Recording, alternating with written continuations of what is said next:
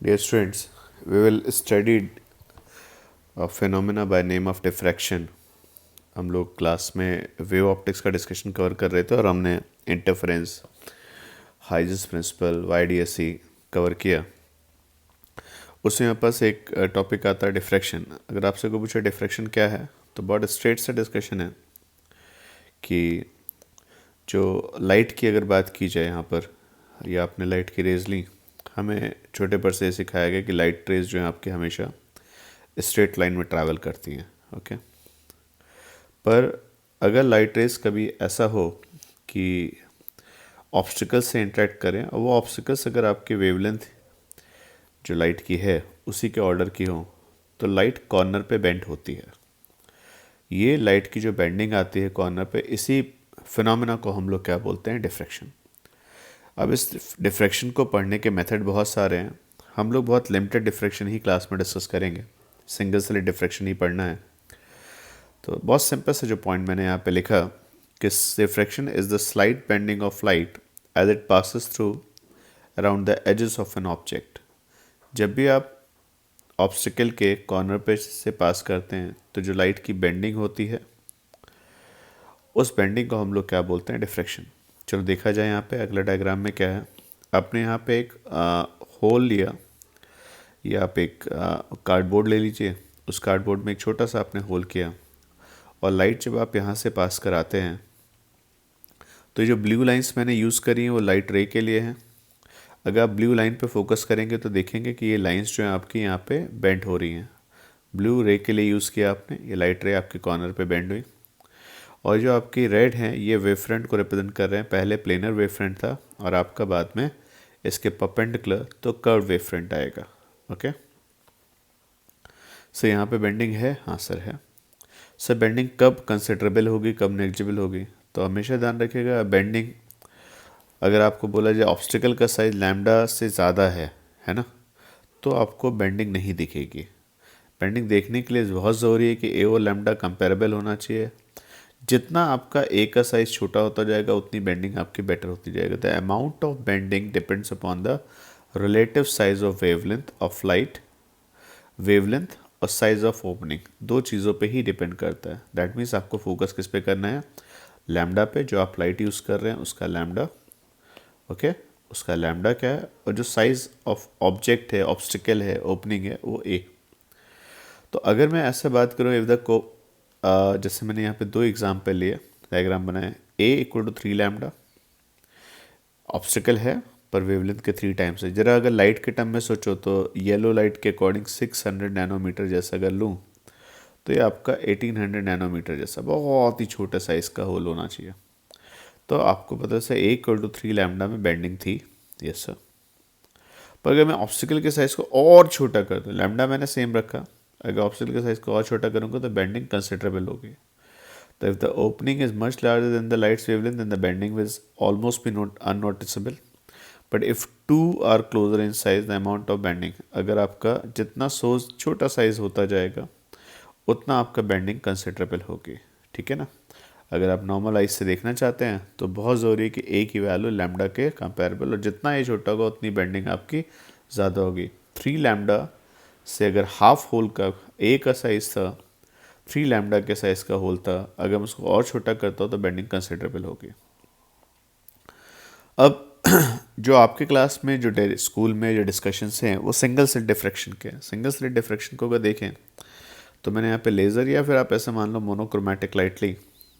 ये monochromatic light रे ऐसे जा रही थी। ये जो रेड कलर से मैंने लाइंस ड्रॉ करी हैं ये आपकी वेव फ्रंट है। Of course after passing through slit आपके वेव फ्रंट आपके कर्व शेप में, स्फेरिकल शेप में इस तरीके से आ गए। ओके, और ये लाइट रे बेटा आपकी इस तरीके से आ गई। बड़ा इंटरेस्टिंग पैटर्न मिलता है सामने अगर देखेंगे तो। इस पैटर्न में क्या होता है, जो लाइट होती है उसकी इंटेंसिटी को मैंने बनाया, लाइट की मैक्सिमम इंटेंसिटी इस होल में आ रही है। अगर देखेंगे मैं इसको दिखाऊं तो ये पार्ट, तो सही ये मैक्सिमम लाइट आपकी यहाँ पे आ जाती है। आपको कॉर्नर पे जाके एक यहाँ पे एक मिनिमा, तो फर्स्ट मिनिमा, तो सिमेट्रिकली एक फर्स्ट मिनिमा इधर और एक फर्स्ट मिनिमा इधर, और इस फर्स्ट मिनिमा में ध्यान से देखो तो डार्क एक सर्किल आया होगा। इस सर्किल के अंदर आपकी मैक्सिमम लाइट आती है इंटेंसिटी। तो सेंट्रल मैक्सिमा आपको दिख रहा है यहाँ पर, इस सेंट्रल मैक्सिमा के अंदर कुछ लाइट है, फर्स्ट मिनिमा मिला, फिर आगे जाके फिर से डार्क मिला। अगर आप इसको सामने से इस पैटर्न को देख रहे होगे तो आपको ऐसे सर्कल मिलेंगे। ये पॉइंट जो है आपका, ये ऐसा आएगा डार्क, ये आपके पास एक पॉइंट और आएगा तो एक डार्क और आएगा। तो डार्क यहाँ पे कुछ लाइट होगी, यहाँ बीच में कुछ लाइट होगी, और आपके पास फर्स्ट मिनिमा सेकंड मिनिमा ऐसे आप डिफाइन कर सकते हैं। क्लियर। अब बात आती है एग्जाम में जो आपसे डेरिवेशन पूछा जाता है, वो आपसे मिनिमास की लोकेशन और विड्थ ऑफ सेंट्रल मैक्सिमा दो बात पूछी जाती है। हमेशा ध्यान रखना, डिफ्रैक्शन पैटर्न को अगर पढ़ना है तो डिफ्रैक्शन पैटर्न में हाइजेंस प्रिंसिपल के कॉन्सेप्ट को ध्यान रखिएगा कि अगर वेवफ्रंट आ रहा है बच्चे, ये आपकी रेज ऐसी चल रही हैं, तो श्योरली वेवफ्रंट ऐसे अप्रोच करेगा। वेवफ्रंट जब इस स्लिट के साथ आके यहाँ पे हिट करेगा, तो हाइजेंस ने ऐसा बोला था कि इस वेवफ्रंट के जितने भी पॉइंट्स है सब नए सोर्स की तरह चलेंगे। तो हमेशा डिफ्रैक्शन को जब भी विजुलाइज करना हो तो कैसे सोचेंगे, सब मल्टीपल सोर्सेस की तरह। सब मल्टीपल में आप नंबर नहीं डिफाइन कर सकते, पर मल्टीपल बोलेंगे। जैसे एक लाइन पे पूछूं मैं कितने डॉट हैं, तो आप कभी नहीं बता पाओगे, पर ठीक है अपन बोल सकते हैं मल्टीपल डॉट्स, बात कह के आपने छोड़ो। अब आपने क्या किया, इस स्लिट में जो मल्टीपल सोर्सेज थे उसमें आपने दो सोर्स लिए, है ना। हर डॉट अगर सोर्स की तरह है, एक सोर्स बच्चे आपने यहाँ 1 लिया और एक यहाँ पे 2, n 1 और n, ये ऐसे मान लो 1 या 10 मान लो, है ना। तो ये पहला सोर्स था, ये 10वें नंबर का सोर्स था। अब जरा इनके लिए बात की मैंने कि ऐसा पॉइंट ढूंढते हैं जहाँ मुझे मिनिमा मिले। चलो देखें, S1 से अगर चलते चलते यहाँ पहुँचोगे तो S1P चलोगे, S2 से चलते चलते यहाँ पहुँचोगे तो S2P चलोगे। और सबको क्लियर है कि पार्ट डिफरेंस कितना होगा, तो अच्छे से देखिएगा। पार्ट डिफरेंस अगर मैं बात करूँ यहाँ पर, ठीक है, पार्ट डिफरेंस कितना होगा, तो आप एक तरीके से देखिएगा तो ये लाइट रे यहाँ से पैरेलल निकली, है ना, दूर है ना, और वहाँ पे जाके मीट करती हैं। तो जब ये स्टार्ट हो गए तो पहले ही आपके पास ये एक्स्ट्रा पाथ आ गया। तो एक्स्ट्रा पाथ बच्चे अगर मैं पूछूं तो इसका नाम मैं कुछ रख देता हूँ, लेट्स से ये S1, इसको मैंने C लिख दिया, इसको मैंने D लिख दिया, ठीक। अब मैं पूछूं एक्स्ट्रा पाथ कितना हुआ, तो आप बोलोगे सर CD हुआ। ये आपके पास कितना था, A/2। तो पार्ट डिफरेंस जो CD आ रहा है उसकी वैल्यू CD, है ना, CD। ये परपेंडिकुलर आपने ड्रॉ किया था, ये हमने इंटरफ्रेंस में किया हुआ है, और ये एंगल दोनों सेम आते हैं। रीज़न, अगर इन दोनों लाइंस के बीच का एंगल थीटा है तो इनके परपेंडिकुलर लाइंस के बीच का एंगल भी थीटा ही आएगा। तो सी डी किसके इक्वल हो जाएगा, तो सी डी, इनफैक्ट अगर मैं पूछूँ साइन थीटा किसके इक्वल होगा, तो आप बोलोगे sine theta is equal to perpendicular divide by hypotenuse, तो C D divide by A/2। Okay, तो सी डी की वैल्यू किसके इक्वल हो गई, तो A/2 साइन थीटा। क्लियर। तो ये जो पार्ट डिफरेंस आ रहा है बच्चे, मैं पूछूं फिर से, मैंने इसको क्लियरली लिखा है कि S1P माइनस 2P के हिसाब से पार्ट डिफरेंस कितना आ गया आपके पास, A/2 साइन थीटा।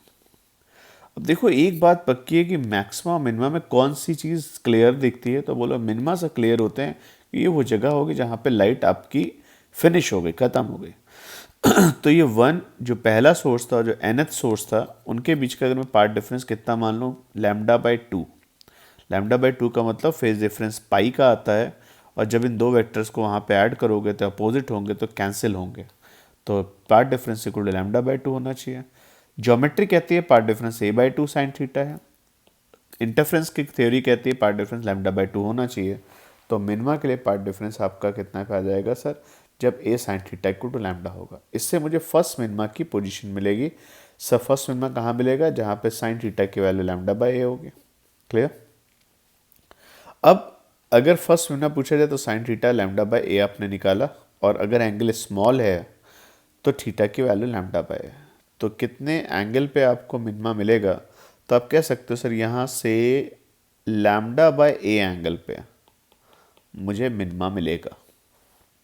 ठीक है। सो ये तो आपने 1 और n का आपने मिनिमा बनाया था बच्चे, 1 और n का मिनिमा है। मैं तुमसे पूछूं अगर ये 1 है और ये 1 लिखा बच्चे आपने, और इसे ऐसे लिख दो, 10 लिख दो, तो इसके नीचे 2 ऐसे लिखो, 1 और 11 लिखो, 1 और 11। तो 1 और 11 का मिनिमा, तो 2 और 12 का मिनिमा, ऐसे 3 और 13 का मिनिमा, 4 और 14 का मिनिमा, 5 और 15 का मिनिमा, 6 और 16 का मिनिमा। इसका मतलब मुझे 1 और n का मिनिमा अगर मिला तो मेरे बाकी पेयर्स का भी वहाँ मिनिमा मिलने वाला है। तो सर 1 से अगर मुझे n के साथ मिनिमा मिला तो सब मिनिमा देने वाला है। तो मैंने पूरी स्लेट्स को क्या किया, दो दो के पेयर में डिवाइड किया बच्चे, एक 1 और एक n, एक 2 और एक n+1, एक 3 और एक n+2, एक 4 और n+, फिर से रिपीट कर दें, 1 और n, 2 और n+1, 3 और n+2, 4 और n+3, ऐसे आप तक करते जाएंगे। तो आपको इस पेयर का अगर मिनिमा मिला है 1 और n का, 1 और n का मिनिमा मिला है, तो श्योरली आपको 2 और n+1 का सब बीच में कोई आ रहा होगा तो यहाँ मिनिमा। तो ये सारे पेयर बच्चे मिनिमा देते हैं। तो एक तरीके से मिनिमा वो जगह हो गई जहाँ पे सारे पेयर कैंसिल आउट हो रहे थे, डार्क मिल रहा था, और उसका एंगल आपको क्लियर है λ/a। क्लियर। अब आपसे जो अगला क्वेश्चन आता है, अब इसको याद रखिएगा, फर्स्ट मिनिमा की पोजीशन। डन। फर्स्ट मिनिमा की पोजीशन क्या होगी, λ/a। और देखो दो ही चीज़ें डिसाइसिव हैं, जो लाइट तुमने यूज़ करी उसकी वेवलेंथ, और जो तुमने ऑब्स्टिकल यूज़ किया है उसका साइज। तो थीटा इक्वल टू λ/a। को वजह से सेंट्रल मैक्सिमा क्या होता है, तो मैंने आपको बच्चे थोड़ी देर पहले दिखाया था इस डायग्राम में। देखिए ये आपके पास सेंट्रल मैक्सिमा आ रहा था। सेंट्रल मैक्सिमा के दो कॉर्नर आए, दोनों कॉर्नर अगर आप ज्वाइन करके निकालोगे तो ये आपको विड्थ मिलेगी सेंट्रल मैक्सिमा की। सेंट्रल मैक्सिमा की विड्थ क्या होगी, तो बहुत सिंपल सा है। अगर मेरे पास ये जो ऑब्स्टिकल आपने क्रिएट करी थी स्मॉल ए की, सामने जिस स्क्रीन पे आप पैटर्न को पढ़ रहे हो डी डिस्टेंस पे ले लीजिए। तो आप अच्छे से देखना, ये चीज़ जो आपके पास आ रही है इसको W या विड्थ लिख लीजिए। आपने बहुत छोटे पर से फॉर्मूला पढ़ा हुआ है, angle equal to arc length divide by distance. तो अगर मैं उस फॉर्मूले को यूज़ करूं तो angle equal to length divide by distance. Angle कितना है सर, 2 λ/a। विड्थ कितनी हो गई, W डिवाइड बाय d। तो जो विड्थ की वैल्यू आएगी, जो सेंट्रल मैक्सिमा की विड्थ होगी, वो विड्थ किसके इक्वल हो जाएगी, तो आपका आंसर होगा सिंपली 2t λ/a। ओके। तो दो डिस्कशन आपसे ज़रूर पूछे जा सकते हैं। पहले आप फर्स्ट मिनिमा की पोजीशन बताइए तो λ/a, और सेंट्रल मैक्सिमा की विड्थ देखिए तो 2d λ/a। ये आंसर थोड़ा सा डिफरेंट है। जो फ्रिंज विड्थ हम इंटरफेरेंस में पढ़ते तो d λ/d होती थी, है ना, पर फिनोमेना ही डिफरेंट है। वहाँ पे आप केवल दो सोर्स की बात करते थे, यहाँ पे मल्टीपल सोर्सेज की बात है। अब मैं तुमसे अगर पूछूं मिनिमा कहाँ पे आएगा, तो अगर a की वैल्यू 3 लैम्डा लेते हैं तो फर्स्ट मिनिमा आएगा λ/a पे। अच्छा, a इक्वल टू 1.5 लैम्डा लेते हैं तो थीटा इक्वल टू λ/a के हिसाब से जब आप लिखोगे तो lambda divide by a, 1 divide bye 1.5, तो 2/3। आप ध्यान से देखना, a इक्वल टू 3 लैम्डा में स्प्रेडिंग जो आपका मिनिमा आया था वो थीटा इक्वल टू 1/3 पे आया था। और जब तुमने a इक्वल टू 1.5 डाला तो तुम्हारा जो फर्स्ट मिनिमा था वो डबल एंगल पर आ गया। तो देखिए ना, यही डायग्राम मैंने ऊपर ही बनाया था। a इक्वल टू 3 लैम्डा पे स्प्रेडिंग कम होगी और इक्वल टू 1.5 लैम्डा पे स्प्रेडिंग ज़्यादा होगा। ये ध्यान से देखिए, ये डायग्राम बनाया था 3 लैम्डा 1.5 लैम्डा से। क्यों, क्योंकि आपका मिनिमा दूर पहुंच गया ना, तो स्प्रेडिंग आपकी किस में ज़्यादा होगी, जितना आपका ऑब्स्टिकल का साइज छोटा होता जाएगा। डन। तो आगे से बात आती है कि सर मिनिमा की पोजीशंस बताइए। तो मिनिमा की पोजीशंस हम सब याद रखेंगे सर, जहाँ पे a साइन थीटा की वैल्यू आपकी n लैम्डा के इक्वल होगी। बहुत ज़्यादा मिनिमाज आपको नहीं दिखाई देंगे क्योंकि ब्लर होता जाता है ये, पहला और दूसरे तक ही जाएंगे तो भी बहुत है। तो first minima is equal to λ/a पे आता है अगर मैं एंगल स्मॉल मानूँ तो, है ना। सेकेंड मिनिमा कहाँ पे आएगा, तो यहाँ पे 2 लैम्डा लिखेंगे तो थीटा इक्वल टू 2 λ/a। तो फर्स्ट मिनिमा की पोजीशन और सेकंड मिनिमा की पोजीशन आप याद रख सकते हैं। पोजीशंस ऑफ मैक्सिमा अगर पूछा जाए तो बिल्कुल सिंपल सा आता है। यहाँ पे a sine theta equal to odd λ/2। यहाँ पे थीटा अगर फर्स्ट पूछा जाएगा तो n की वैल्यू 1 रखिएगा, तो 2 इंटू 1 डिवाइड बाई 2 3/2, तो थीटा इक्वल टू 3 λ/2a।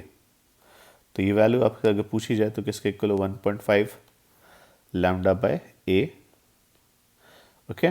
तो एग्जैक्टली देखो, तो फर्स्ट मिनिमा जहाँ पे आ रहा था, सेकंड मिनिमा जहाँ पे आ रहा था, फर्स्ट मिनिमा 1 पे आ रहा था, सेकंड मिनिमा आपके पास 2 पे आ रहा था, और उसके बीच में फर्स्ट मैक्सिमा 1.5 मतलब 1.5 पे आ रहा है।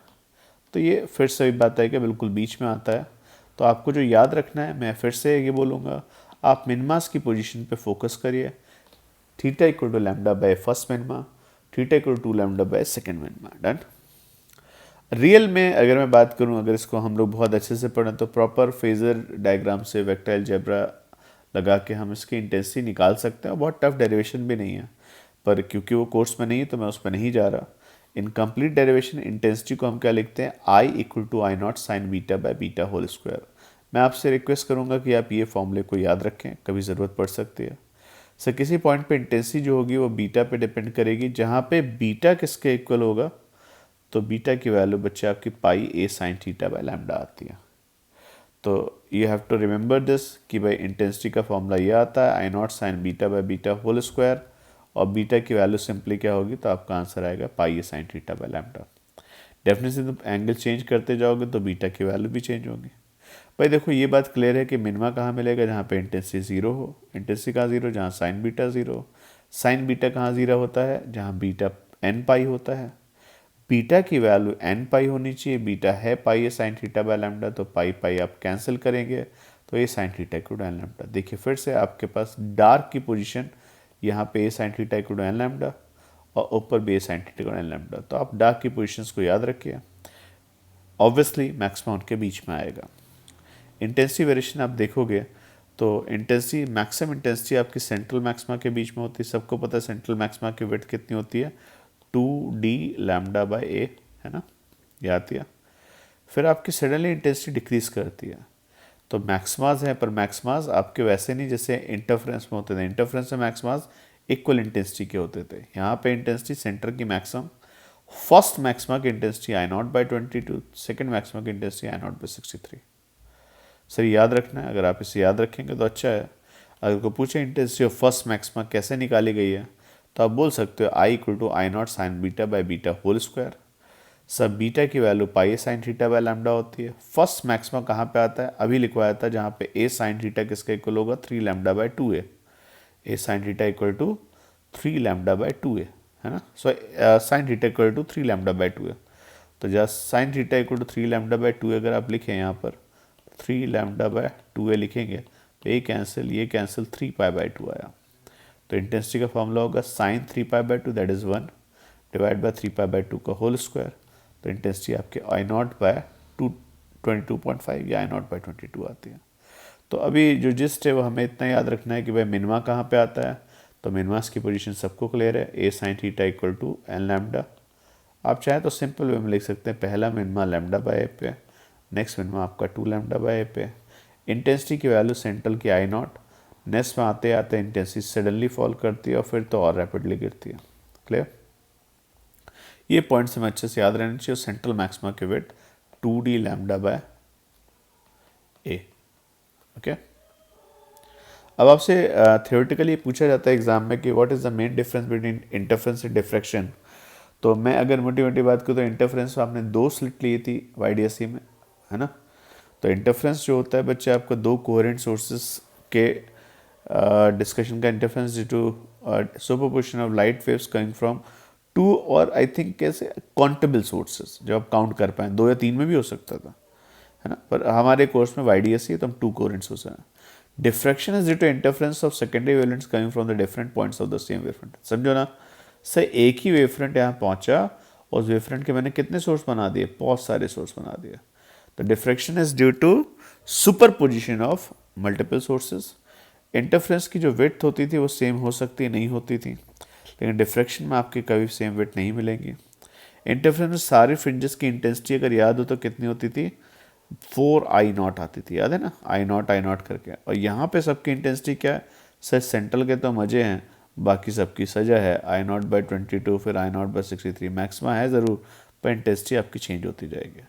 फिर वही बात को बेटा उन्होंने बोला है कि इंटरफेरेंस में आपको हमेशा मिनिमा यूजुअली 0 और अच्छा कंट्रास्ट मिलता था। डिफ्रैक्शन पैटर्न ईजिली दिखता नहीं है। अगला डिस्कशन आता है बच्चे, जो NCERT की लैंग्वेज है उसको हम एक बार रीड करें। No one has ever been able to define the difference between the interference and diffraction सेटिस्फैक्टरली।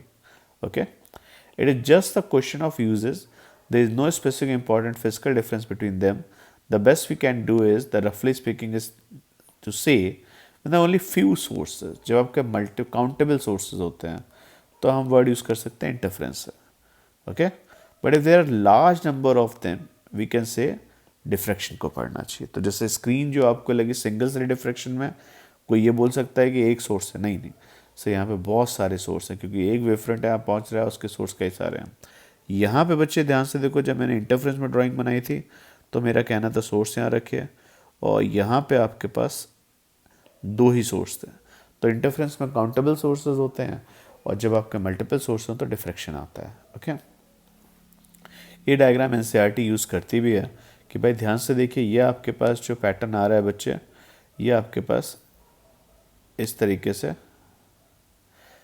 Interference और डिफ्रैक्शन एक में ही बनाया था। Actual double slit interference the envelope showing the single, ये जो आपको बाहर आ रहा है बच्चे सिंगल स्लिट डिफ्रैक्शन का है।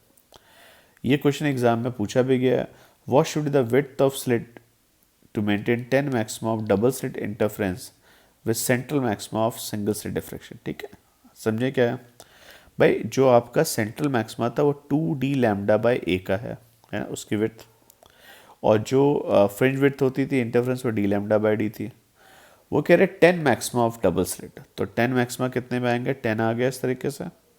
ठीक है ना, तो अगर आपके 1 2 3 4 ऐसे काउंट करते हैं तो एक सेंट्रल मैक्सिमा जो है उसके अंदर कितने 10 सेंट्रल मैक्सिमा है। ठीक, तो 10 डी लैम्डा बाई डी आ गया, यहाँ से कुछ कैंसिल हो सकता है, यस सर, यहाँ से कैंसिल आपके पास सर डी लैम्डा कैंसिल हो गया, and 2 by a is equal to 10 by d. तो दे आर आस्किंग और what should be the width, तो जो ए की वैल्यू होनी चाहिए बच्चे वो कितनी हो जाएगी, 2d डिवाइड बाय 10। ओके, तो यहाँ पे आपके पास 2 by a is equal to 10 by d, and this is d by 5। Okay, तो ये डिस्कशन बच्चे आपका कवर होता है। तो मैंने डिफ्रैक्शन के डिस्कशन दिए, जो फोकस करना है आपको मिनिमा पे, इंटेंसिटी पे, I0/22, I0/63, multiple sources, central maxima के विड्थ, और डिफ्रैक्शन पैटर्न में bending at the corner of small obstacle. जितना ऑब्स्टिकल साइज छोटा होता जाएगा उतना बेंडिंग आपकी दिखेगी। कोई पूछे सर डेली लाइफ में हमें बेंडिंग लाइट की नहीं दिखती है, लाइट बच्चे जो होती है हम 600 नैनोमीटर के अगर लें विजिबल रेंज में, तो डेली लाइफ के जो ऑब्स्टिकल्स हैं, जो डोर हैं, जो बुक्स हैं, वहाँ पे बेंडिंग नहीं दिखती है, क्योंकि उनका साइज़ लैम्डा के कंपैरिजन में बहुत ज़्यादा है। पर आपको बच्चे बताऊँ, साउंड में डेली लाइफ में डिफ्रैक्शन दिखता है। साउंड बहुत अच्छे से कॉर्नर पे बेंड होती है।